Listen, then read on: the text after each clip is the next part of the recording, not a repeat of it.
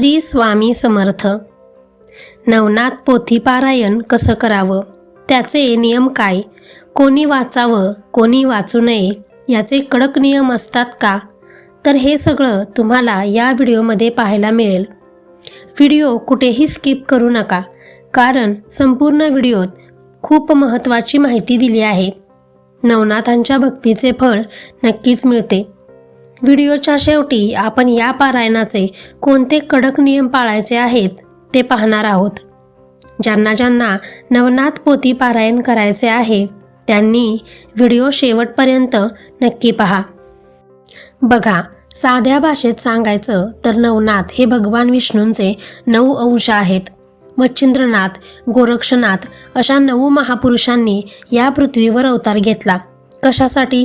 तर आपल्यासारख्या सामान्य माणसाच्या अडचणी दूर करण्यासाठी। ही भक्ती म्हणजे फक्त तंत्रमंत्र नाही, तर हे एक संरक्षण कवच आहे। जेव्हा आपण नवनाथांची पोथी वाचतो तेव्हा आपण त्या 9 शक्तींना आपल्या घरात बोलावतो। ही भक्ती जितकी शक्तिशाली आहे तितकीच ती भक्तासाठी प्रेमळ सुद्धा आहे। आता प्रश्न येतो की ही भक्ती कोणी करायची? तर याला वयाचं किंवा जातीचं कोणतंही बंधन नाही। ज्याच्या मनात खूप भीती आहे त्याने ही भक्ती करावी। ज्यांच्या घरात पैसा टिकत नाही किंवा सारखी भांडणं होतात त्यांनी आवर्जून करावी।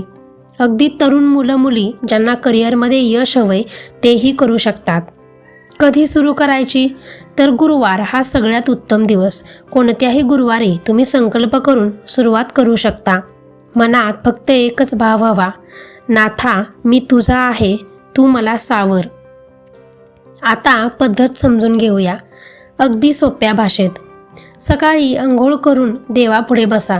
देवाला हळद कुंकू, अक्षता आणि शक्य असल्यास पांढरं फूल वाहा। तुपाचा किंवा तेलाचा दिवा शांतपणे तेवत ठेवा।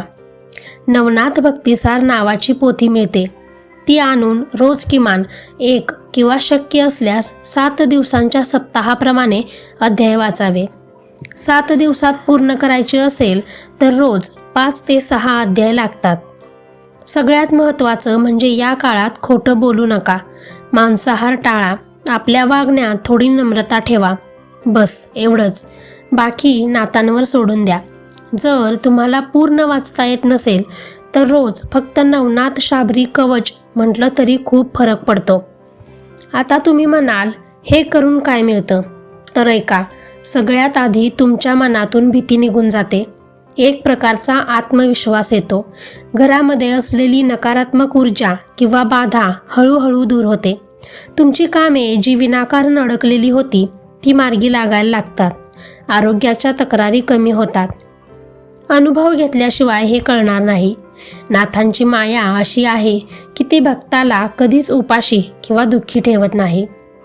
तर व्हिडिओत सांगितल्याप्रमाणे तुम्ही जर नवनाथ पोथी पारायणाची सेवा केली तर नाथ नक्कीच तुम्हाला तुमचे इच्छित फळ देतील।